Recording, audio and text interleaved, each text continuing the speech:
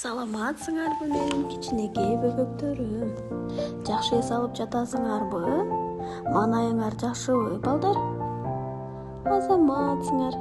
Маанайыңар дайыма ушул күндөй ачык болсун, балдар? Балдар, үйдө жакшы эс алып жатасыңарбы? Оору сыркоодон тынчсыңарбы, балдар? Азаматсыңар. Балдар, эшикти карагылачы, бизде азыр кайсы мезгил? Туура айтасыңар. Бизде азыр күз мезгили. Берекелүү күз мезгили, балдар. Күз мезгилинде жыйын-терин башталат. Ар түрдүү мөмө-жемиштер бышат, Биз аны апаларыбыз менен аталарыбыз, чоң ата, чоң энелерибиз менен бирге жыйнайбыз, балдар. Күз мезгилинде жалбырактар түшөт, Биз кол чатыр колдонобуз. Эмнеге? Себеби жаан-чачын дагы көп болот экен, балдар. Азаматсыңар. Силер менен биз бүгүн кеп өстүрүү сабагынан менин шаарымды деген темада сабак өтөбүз.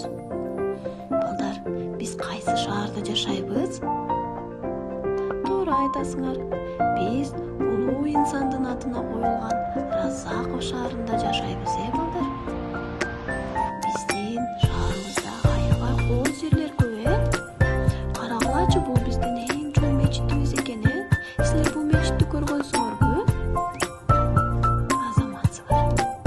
А бул болсо биздин жакында эле жасалган шаардын ортосунда, чок ортосунда жайгашкан биздин жаңы айланбабыз экен, Карагылачы, илек-илек куштун сүрөтү түшүрүлгөн, Биздин шаарыбыз аябай кооз, парктарыбыз бар, тоолорубуз, абасы таза, аябай кооз шаарда жашайбыз, балдар.